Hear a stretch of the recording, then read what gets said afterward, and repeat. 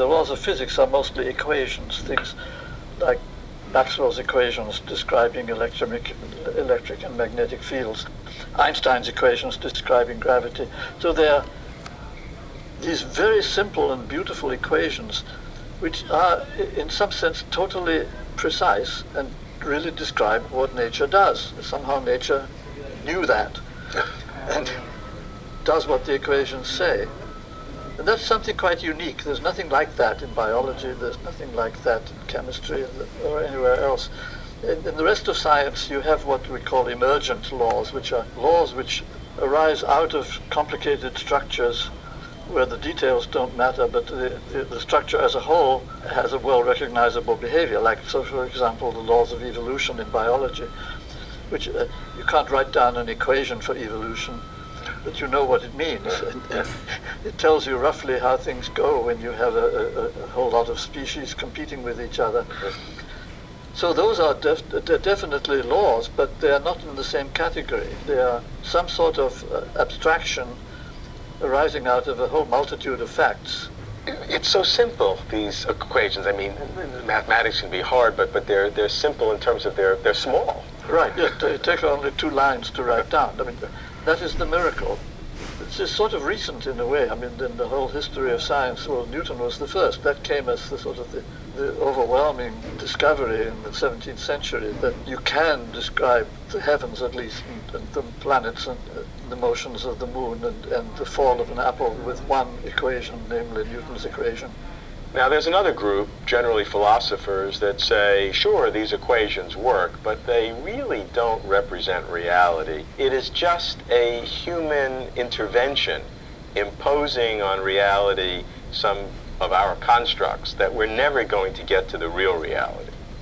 Well, of course, that may be true. I mean, we only just came down from the trees, and we were just monkeys who are playing around with things. And it's amazing how well we are doing, but still, I wouldn't be at all surprised if it turns out that everything we're doing is sort of a very, very partial, and there's a whole worlds of existence out there of which we haven't an inkling. And so I wouldn't be at all surprised if our science in 1,000 years looks extremely primitive. I don't regard what we have now as final. Physicists would say that laws are the reality, the most fundamental thing, and therefore we can do away with some kind of an artificial God. Whereas philosophers of religion may say that these laws are indicative of the mind of God. And so people then imbue in these laws some deeper significance. Yes, well, of course, I'm not a philosopher. I mean, if you wanted to say what I am, I would say I'm a dualist in a way, that I think there is a physical world and there is a mental world, and they're very different. And we understand the physical world extremely well. We understand the mental world hardly at all. And of course, all these questions about God and about the nature of consciousness and so on, these belong to the mental world. And I don't think we're close to understanding them. Einstein sort of was the prototype of a scientist who sort of worshipped nature as his God, and he thought of the laws of physics as sort of being, in some sense, the God that he worshipped, and the majesty of the universe he saw in the laws of physics. I don't go along with that. I mean, I think the laws of physics are fine as far as they go. There's no reason to imagine that that's all there is. And we have certainly a lot of evidence that there are mental things which are outside the scope of physics, but we don't have the tools really to grasp them.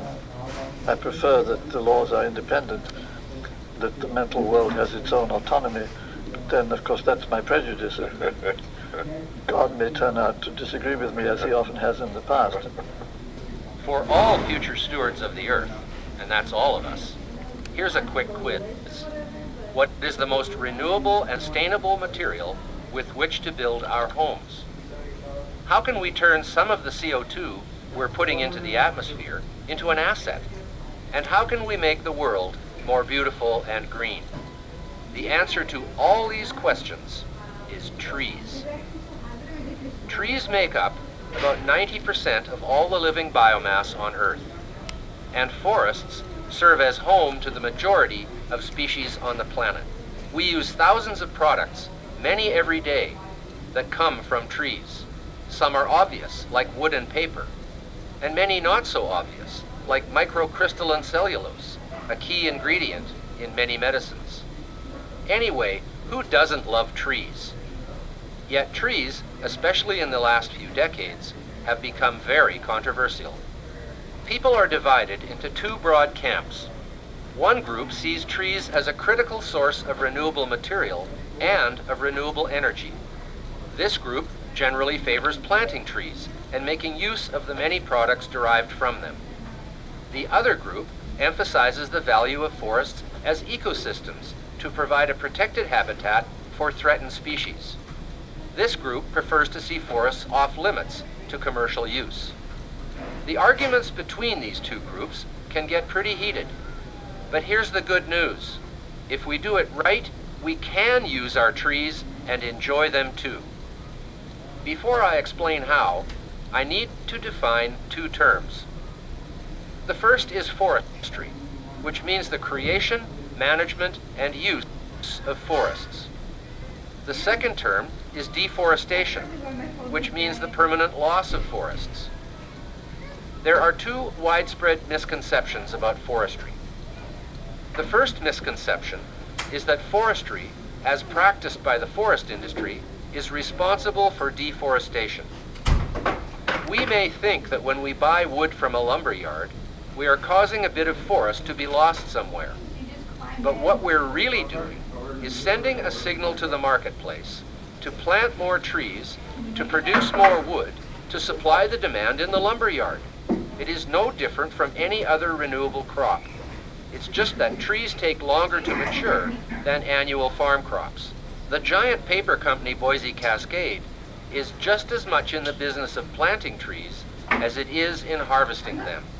The key point is it's not the harvesting of trees that causes deforestation. Deforestation is the result of harvesting and then not replanting a forest, or not letting it grow back naturally, which it would do if just left alone. Deforestation sounds like a bad word, and it can be, but usually it's not.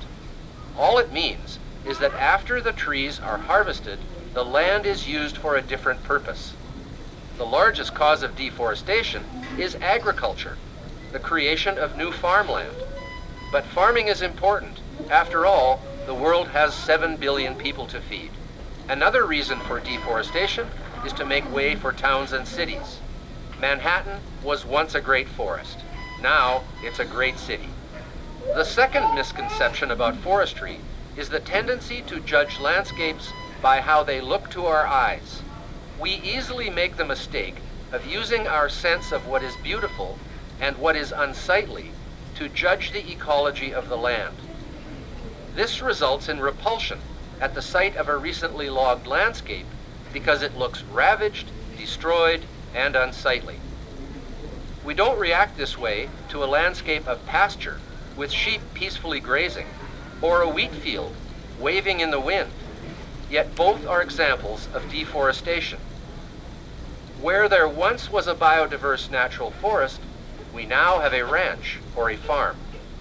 In other words, we judge the book by the cover and equate beauty with ecological health and unsightliness with destruction of nature. These impressions have led many environmentalists to support cutting fewer trees, as if our forests are disappearing. But they're not. There is the same area of forest in the US and Canada today as there was 100 years ago. If anything, it's growing. This despite the fact that the population has tripled. But the professional environmentalists are never satisfied. They behave as if every tree should be protected and that the products they yield are unnecessary. This is badly misguided.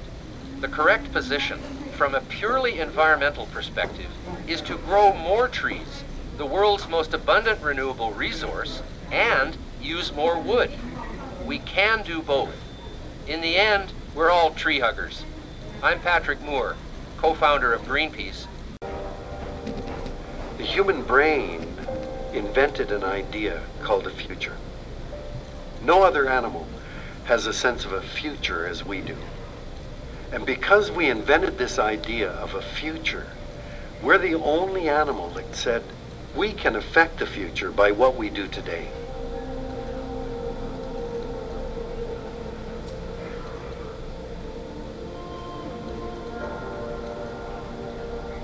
As Canadians, we see ourselves as world leaders when it comes to social justice and the environment.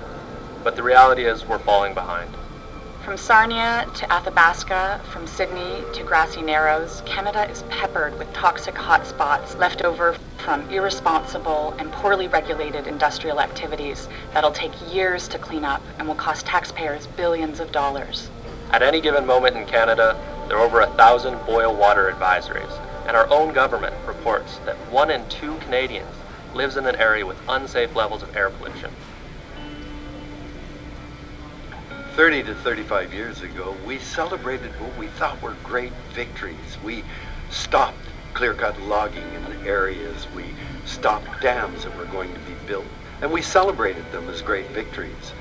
But now I find that we're fighting exactly the same battles again. So in many ways, I think I and others in the environmental movement failed to shift the frame or the way that we see the world. And so the underlying root causes of our destructiveness haven't been dealt with. Again and again, we're seeing large industrial projects moving forward without the kind of oversight and monitoring that's required to be in place to ensure that communities nearby are protected from the kinds of environmental damage that threatens their health and well-being. No matter where you live, you should be able to turn on the tap and drink safe water.